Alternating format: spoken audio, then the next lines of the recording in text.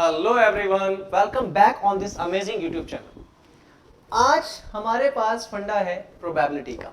Probability मतलब coin को toss किया, हेड आया टेल आया, समझ आया? तो आज हम लोग बात करेंगे यहाँ पर प्रोबेबिलिटी की। क्लास 12th की प्रोबेबिलिटी का रिवीजन पार्ट 1 है। हम आज से रिवीजन स्टार्ट कर रहे हैं क्योंकि अब बोर्ड्स के एग्जाम नियर आ रहे हैं, तो पढ़ना थोड़ा भाई जरूरी है, पढ़ना इंपॉर्टेंट है, पढ़ लो तभी पास होगे, ठीक है? क्लास 12th की प्रोबेबिलिटी से या क्लास 12th के बेस पर जो हायर स्टडीज के स्टूडेंट्स हैं वो थोड़ा सा प्रोबेबिलिटी से घबराते हैं, और 9th 10th 11th के बच्चे कहते हैं प्रोबेबिलिटी तो आसान है, प्रोबेबिलिटी करना कौन सा मुश्किल है। इसमें छोटा सा फर्क क्या है, बात समझते हैं। बेटा 9th और 10th क्लास में जो प्रोबेबिलिटी हमें पढ़ाई जाती है वो इक्वल प्रोबेबल के बेस पर होती है, जबकि 12th क्लास के अंदर हमें पढ़नी पड़ती है कंडीशनल प्रोबेबिलिटी, जहां पर हम इक्वल प्रोबेबल की बात नहीं करते हैं। सर ये क्या कह रहे हो, इक्वल प्रोबेबल नहीं है, ये थोड़ा सा समझ नहीं आया ना? चलिए थोड़ा सा आसान करते हैं चीजों को, थोड़ा सा आसान करते हैं। एक मिनट जरा, ठीक है, एक मिनट जरा देखते हैं, जरा एक बार देखो, ये थोड़ा सा हटा दें एक बार, ठीक है, इसको हटा दें। देखो देखो, क्लास 9th में या 10th में हमने क्या पढ़ा हुआ है? क्लास 9th या 10th में हमने किसी भी इवेंट की प्रोबेबिलिटी निकालने के लिए हमने एक फॉर्मूला पढ़ा हुआ है, number of favourable outcome upon में टोटल नंबर ऑफ आउटकम से मेरा मतलब है कि अगर मैंने किसी भी रैंडम एक्सपेरिमेंट को किया तो उस एक्सपेरिमेंट को करने से क्या क्या इवेंट हो सकते, मतलब क्या क्या पॉसिबल आउटकम्स आ सकते हैं। तो यहां पर उसी की बात हम कर रहे हैं। ये आउटकम मैं दोबारा बोल रहा हूं कि अगर एक कॉइन को, मान लीजिए अगर एक कॉइन को मैंने एक बार टॉस किया तो पॉसिबल आउटकम या तो हेड होगा या टेल होगा। यहां तक तो बात हमें समझ आ रही है, ठीक है?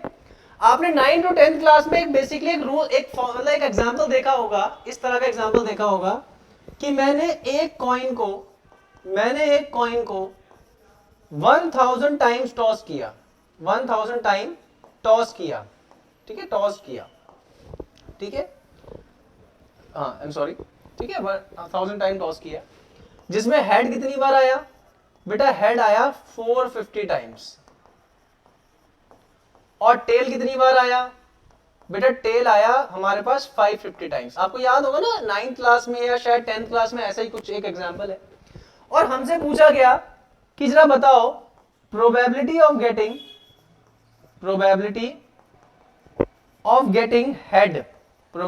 Getting head. तो हम इसको बेसिकली ऐसे लिखते थे, पीई लिखते थे। तो फॉर्मूला क्या है कि number of favourable outcome, head कितनी बार आया है? सर हेड आया है 450 टाइम, 450 टाइम, अपॉन में total number of favourable outcome कितना है? 1000, क्योंकि मैंने कॉइन को कितनी बार टॉस किया है? 1000 बार टॉस किया है। तो मेरा आंसर आ गया 0 से 0 कट के 45 अपॉन में 100। आप चाहो तो इसको आगे भी कैंसिल आउट कर सकते हो। अगर हमारे पास एक ऐसा एक्सपेरिमेंट है जिसके अंदर जो भी हमारे आउटकम्स आ रहे हैं उन आउटकम के आने की प्रोबेबिलिटी इक्वल है, मतलब कि अगर मैंने एक कॉइन को टॉस किया तो अगर हेड आने की पॉसिबिलिटी 50% है तो टेल आने की पॉसिबिलिटी भी तो 50% ही होगी। वहां पे क्या होगा? इक्वल प्रोबेबल हो गया, नहीं हो गया? तो अगर कभी भी किसी भी रैंडम एक्सपेरिमेंट में इक्वल प्रोबेबल वाली कंडीशन है तो हम फॉर्मूला लगाते हैं ये वाला। लेकिन आपने एक फिल्म देखी होगी शोले, बच्चन साहब वाली, उनके पास एक कॉइन था ना, उसको कहीं से भी टॉस करो आता हेड ही था। अगर ऐसी कंडीशन होगी तो हम क्या करेंगे? तो ऐसी चीजों को समझने के लिए हमने क्लास 12th में हमें टॉपिक पढ़ना है आज कंडीशनल प्रोबेबिलिटी। क्लास 12th में का लगभग समझ लो दिसंबर आ चुका है। कंडीशनल प्रोबेबिलिटी क्या होता है आप सब बच्चे पढ़ चुके हो, लेकिन फिर भी एक बार थोड़ा सा समझ लेते हैं कि हमारे को क्लास 12th में क्या क्या पढ़ना है। क्लास 12th के अंदर प्रोबेबिलिटी का जो चैप्टर है वो कम से कम आपको केस स्टडी में, मतलब केस स्टडी आएगी 6 मार्क्स तक की, तो थोड़ा सा आपको ध्यान से पढ़ना है। इसके लिए आगे हम देखते हैं प्रोबेबिलिटी के अंदर। देखो मैंने यहां पर लिखा हुआ है कि class 11 probability knowledge is essential, मतलब कि देखो क्लास 11 क्या, थोड़ा 9th 10th की जो प्रोबेबिलिटी है, 11th की जो प्रोबेबिलिटी है, सैंपल स्पेस क्या है, इवेंट क्या है, ट्रायल क्या है, अप्रोक्सीमेशन क्या है, ये थोड़ा सा पता होना जरूरी है। अगर आपको ये नहीं पता तो हम बहुत ही जल्दी क्या करने वाले हैं, और लेक्चर्स रिकॉर्ड करने वाले हैं आप लोगों के लिए, तो आप उनको देखना, कंसिस्टेंसी बनाना, वीडियो को लाइक करना, सब्सक्राइब करना, ठीक है। चलिए क्या क्या टॉपिक्स रहेंगे, हम लोगों को यहाँ पर कंडीशनल प्रोबेबिलिटी पढ़नी है, हमें यहाँ पर मल्टीप्लिकेशन थ्योरम पढ़नी है, इंडिपेंडेंट पढ़ना है, बेस थ्योरम पढ़नी है, और इसको हम बाद में पढ़ाएंगे, प्रोबेबिलिटी डिस्ट्रीब्यूशन बाद में पढ़ाएंगे, क्योंकि ये आपके सिलेबस का हिस्सा इस समय नहीं है, तो इसके बाद में डिस्कस बाद में करेंगे। बिना टाइम वेस्ट करे हम लोग आते हैं सीधा अपने टॉपिक कंडीशनल प्रोबेबिलिटी पे कि what is the meaning of conditional, ठीक है। देखो जरा ध्यान से, ये कंडीशनल प्रोबेबिलिटी क्या होती है, बात समझो। पहले हम एक काम करते हैं कि बुक में क्या लिखा होता है उसकी हम बात करते हैं, ठीक है। If A and B are two events associated with the same sample space and random experiment, क्या समझ ही नहीं आया। इन्होंने कहा कि हमारे पास एक रैंडम एक्सपेरिमेंट है। अब रैंडम एक्सपेरिमेंट का मतलब मैंने क्या बोला, tossing a coin, throw a die, ये क्या है, एक रैंडम एक्सपेरिमेंट है। इन्होंने बोला कि आपके पास एक रैंडम एक्सपेरिमेंट के सैंपल स्पेस होंगे जिसमें ए और बी उसी सैंपल स्पेस का एक पार्ट होगा, जिसमें हमें इवेंट ए की प्रोबेबिलिटी फाइंड करनी होगी, ये मानते हुए कि इवेंट बी हो चुका होगा या इवेंट हो चुका है, ठीक है। नहीं समझ आई, इस बात को धीरे धीरे धागे से धागे जोड़ेंगे और चीजों को समझेंगे। मैंने क्या कहा कि हमारे पास एक रैंडम एक्सपेरिमेंट होता है। रैंडम एक्सपेरिमेंट का मतलब देखो, मैंने आपके सामने क्या लिया है कि take a random experiment of tossing a coin twice. मैं एक कॉइन को 2 बार टॉस करूंगा। अगर एक कॉइन को मैंने 2 बार टॉस किया तो पॉसिबल आउटकम क्या क्या होंगे बेटा, हेड हेड हो सकता है, हेड टेल हो सकता है, टेल हेड हो सकता है, और टेल टेल हो सकता है। यहां तक तो बात समझ आ रही है, इसमें तो कोई दिक्कत नहीं है। अब हमारे पास एक इवेंट ई है और एक इवेंट एफ है।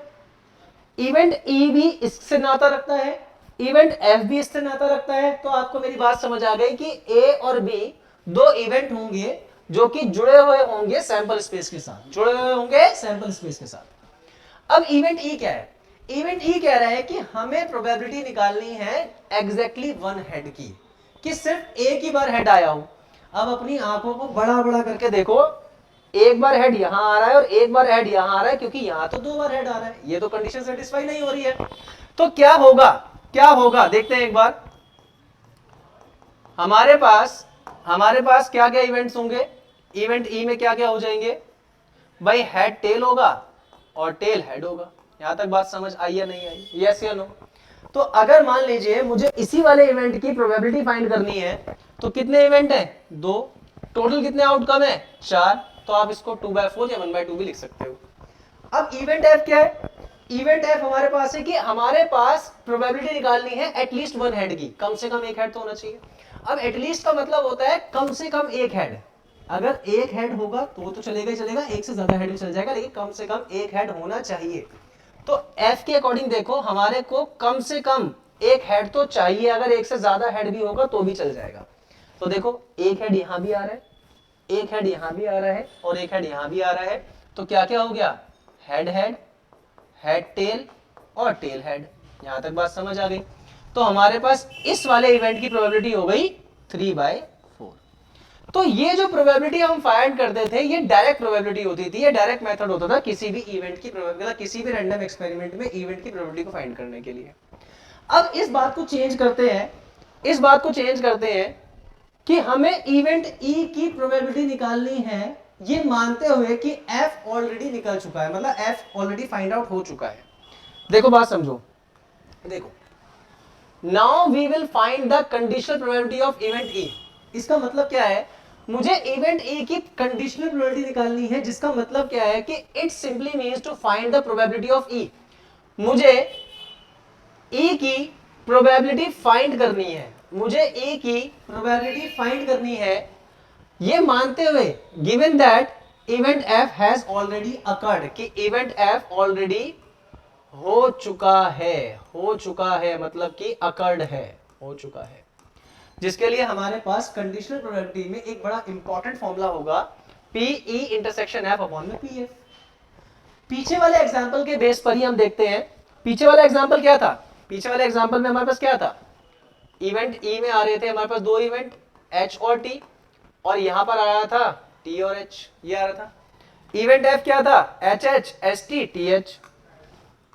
इवेंट एफ क्या था, एच एच एच टी और टी एच। अब मुझे क्या करना है कि मुझे इवेंट ई में एग्जैक्टली, इवेंट ई क्या था, एग्जैक्टली वन हेड फाइंड करना है, एग्जैक्टली वन हेड फाइंड करना है, ये मानते हुए कि इवेंट एफ की जो आउटकम है वो ऑलरेडी आ चुके हैं। तो आपको क्या करना है, हमें इन दोनों के बीच में निकालना है, हमें इन दोनों के बीच में फाइंड करना है कॉमन, इंटरसेक्शन फाइंड करना है, इंटरसेक्शन। दोनों में कॉमन क्या है आप चेक कर लो, एच टी और टी एच दोनों के अंदर ही कॉमन है। अब मुझे इसी का प्रोबेबिलिटी निकालनी है कि P E by F equal to, इसकी प्रोबेबिलिटी कितनी हो गई भाई, ये कितना आ रहा है, 2 आ रहा है, तो 2/4, तो ये कितना हो गया 2/4 अपॉन में ये कितना है हमारे पास 3/4, ठीक है, तो ये कितना आ गया हमारे पास 3/4, ठीक है। अगर इसको इससे काट दूंगा, एक मिनट, हाँ चलो कोई नहीं, मैं इसको हटा देता हूँ। 4 से 4 कट गया, बेटा मिस्टेक तो नहीं हुई ना कुछ भी, ध्यान से देख लेंगे हम लोग। हाँ ये 3/4 है, वो 2/4 है, ठीक है ना। ये इसमें दोनों में हमारे पास ये कॉमन आ रहा है ना, ठीक है ठीक है। तो जब हमने सॉल्व किया तो हमारा आंसर आ गया 2/3, हमारा आंसर कितना आ गया 2/3। तो इवेंट ई होने की प्रोबेबिलिटी क्या होगी, अगर ये मान के चलते हैं कि एफ ऑलरेडी हो चुका है तो आंसर कितना होगा 2/3 होगा। यहां तक बात समझ आई, उम्मीद है समझ आई होगी। अगर फिर भी कोई प्रॉब्लम होगी तो आप प्लीज कमेंट सेशन में हमें लिख देना, हम आपके लिए दोबारा चीजों क्लियर करने की कोशिश करेंगे, ठीक है। चलिए अब इसी के बेस पर हम आपके साथ एक और क्वेश्चन डिस्कस करते हैं। देखो क्या, एक क्वेश्चन डिस्कस करते हैं जो आपके बुक का ही क्वेश्चन है, हमारी एनसीईआरटी के अंदर एक बड़ा इंपॉर्टेंट क्वेश्चन है जहां पे हम इसकी बात आज हम करेंगे। देखो क्या है बेटा, देखो a family has 2 children, a family has 2 children, एक परिवार में 2 बच्चे हैं। What is the probability that both the children are boys? What is the probability that both the children are boy given that, जिसमें ये ऑलरेडी दिया हुआ है कि at least one of them is boy। देखो समझते हैं इस क्वेश्चन को, धीरे धीरे समझते हैं। पहला काम क्या है कि क्वेश्चन का सैंपल स्पेस बनाओ आप लोग। एक फैमिली में 2 बच्चे हैं, तो लेट बी जो है वो बॉय के लिए रिप्रेजेंट होएगा, बॉय के लिए, और बेटा जो जी है वो गर्ल के लिए रहेगा, ठीक है, वो गर्ल के लिए रहेगा। तो सैंपल स्पेस क्या क्या हो सकते हैं, हो सकता है घर में पहले बड़ा बेटा पैदा हुआ, फिर बेटा छोटा बेटा पैदा हुआ, हो सकता है दोनों लड़के ही हो सकता है कि पहले बड़ा भाई आया फिर छोटी बहन आई, हो सकता है कि बड़ी बहन आई छोटा भाई पैदा हो गया, हो सकता है पहले भी बहन आई और बाद में फिर भी बहन आई। तो अगर एक फैमिली में अगर हम 2 बच्चों की बात कर रहे हैं तो कुल मिला के टोटल पॉसिबिलिटीज ये हो सकती है कि दोनों लड़के हो सकते हैं, या लड़का लड़की हो सकते हैं, या लड़की लड़का हो सकते हैं, दोनों ही गर्ल्स हो सकती हैं। अब आपको बनाना होता है इवेंट ई। बेटा इवेंट ई का मतलब हो गया, एग्जाम में ध्यान रखना, जो चीज हमें फाइंड आउट करनी है, फाइंड क्या करना है कि probability that both the children are boy, तो both the children are boy, ये कंडीशन है बेटा हमारे पास। अब बताओ इस दिए हुए सैंपल स्पेस के अंदर 2 बार लड़के कब है, एक ही कंडीशन तो ऐसी है बॉय एंड बॉय, एक ही कंडीशन तो ऐसी है कि बॉय एंड बॉय है। और इवेंट एफ क्या है बेटा, इवेंट एफ क्या है हमारे पास, इवेंट एफ में बोल रहा है कि ये दिया हुआ है कि इन दोनों में से at least one of them is boy, एक लड़का तो है, एक लड़का तो है, ये बता दिया उन्होंने ऑलरेडी। तो कम से कम एक लड़के का मतलब यहां भी कम से कम एक लड़का है, यहां भी कम से कम एक बॉय है, और यहां भी कम से कम एक बॉय है, लेकिन यहां पर एटलीस्ट कोई भी बॉय नहीं है। तो देखो यहां पर बॉय बॉय, बॉय गर्ल और गर्ल बॉय। अब आपको अगला काम क्या करना होगा एग्जाम में, इसमें और इसमें जो भी इंटरसेक्शन आ रहा है, मतलब जो भी कॉमन आ रहा है उसको उठा लो आप। ई इंटरसेक्शन एफ में कॉमन क्या है भाई, बी और बी कॉमन है, बॉय बॉय कॉमन है। तो बस अब आपको क्या करना है, आपको निकालनी है कंडीशनल प्रोबेबिलिटी। मुझे प्रोबेबिलिटी फाइंड करनी है ई की। ई का मतलब क्या हो गया कि बोथ आर बॉयज, ये मानकर कि एफ मुझे दिया हुआ था, ये मानकर कि एफ मुझे दिया हुआ था, जिसका फॉर्मूला क्या होता है बेटा, P E intersection F upon में पी एफ, अपॉन में पी एफ।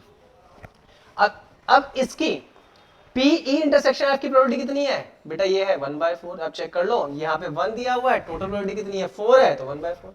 एफ की कितनी है बेटा, एफ की है 3/4, तो बस क्वेश्चन सॉल्व हो गया। 1/4, एक मिनट थोड़ा सा मैं इसको दोबारा लिख देता हूँ, ठीक है। तो ये कितना हो गया 1/4 अपॉन में 3/4, 4 से 4 कट गया, तो आंसर आ गया 1/3। उम्मीद है ये बात आपको बहुत अच्छे से समझ आई होगी। तो फटाफट से स्क्रीनशॉट लीजिए और हम क्वेश्चन को आगे बढ़ाते हैं, फटाफट से, फटाफट।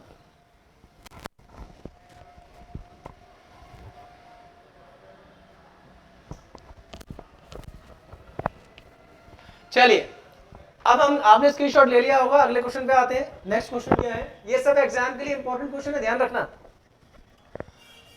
अब अगला क्वेश्चन क्या है, अगला क्वेश्चन एक रफ इमेज समझ लो। एक ब्लैक डाई है, एक रेड डाई है, और दोनों को हमने साथ में रोल किया। मेरे पास एक डाई जो है वो ब्लैक है और दूसरी जो डाई है वो मेरे पास रेड है, ठीक है। अब बात समझो, लूडो की गिट्टी, गिट्टी में कितने होते हैं, 1 से 6 नंबर होते हैं। तो एक ब्लैक कलर की है, एक रेड कलर की, कलर से क्या फर्क पड़ता है भाई, इसमें भी 6 नंबर होंगे और इसमें भी 6 नंबर होंगे, तो यहाँ पे भी कितने होंगे 1 to 6 डिजिट होंगी, और यहाँ भी कितनी होगी 1 to 6 डिजिट होगी। अब मैंने दोनों को एक साथ फेंका, तो सैंपल स्पेस क्या क्या हो सकता है बेटा, चेक कर लो बेटा। 1 1 हो सकता है, 1 2 हो सकता है, 1 3 हो सकता है, 1 4 हो सकता है, 1 5 हो सकता है, 1 6 हो सकता है। अब देखो इतना टाइम नहीं होता कि हम सारे ही लिखेंगे, तो थोड़ा 2-4 लिख लो बस। फिर सेकंड में 2 1, ऐसे करते करते करते करते करते 2 6 तक, यहां से करते करते करते कितना 6 1 होगा, 6 2 होगा, 6 3, 6 4, 6 5 और 6 6। ये हो गए हमारे कुल मिला के सैंपल स्पेस। तो अगर मैं दो डाइस को एक साथ रोल करूंगा तो कुल मिला के 36 आउटकम्स होंगे भाई। 6 इसके होंगे, 6 6 होंगे, 6 6 36। तो टोटल आउटकम कितने हो गए बेटा 36। अब इवेंट एफ क्या है, ओ इवेंट ई क्या है, इवेंट ई कह रहा है कि find the conditional probability, question में लिखा हुआ है conditional, find the conditional probability of obtaining a some is greater than 9।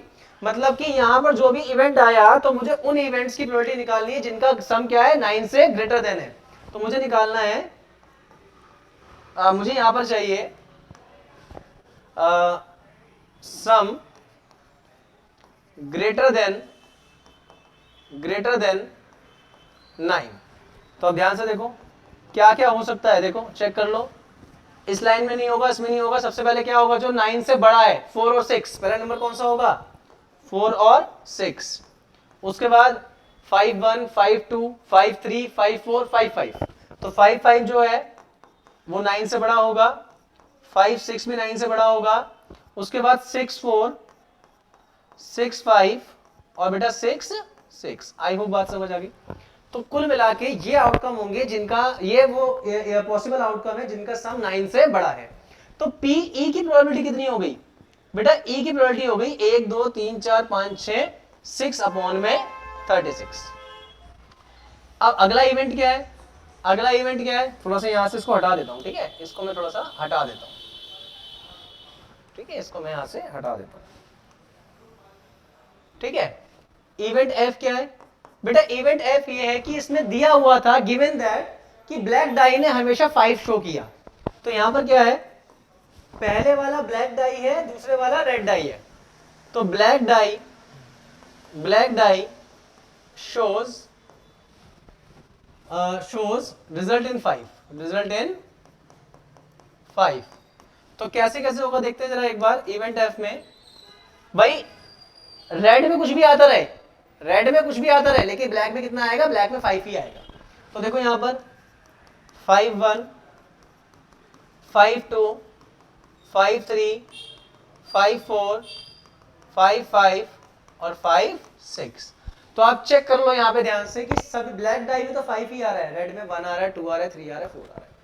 तो इसकी प्रोबेबिलिटी कितनी होगी बेटा, एफ की प्रोबेबिलिटी कितनी हो गई, ये भी कितनी हो गई 1 2 3 4 5 6, 6/36। अगर मुझे अब P E intersection F find करना है, ई और एफ में कॉमन क्या क्या है, तो देखो ध्यान से 5 5 दोनों में है और 5 6 दोनों में है। तो 5 5 और 5 6 बेटा, ये बात समझ आ गई। तो यहां ध्यान देखो यहाँ पे कितने इवेंट हो गए? 2, टोटल कितने हैं? 36, तो ये हो गया 2/36।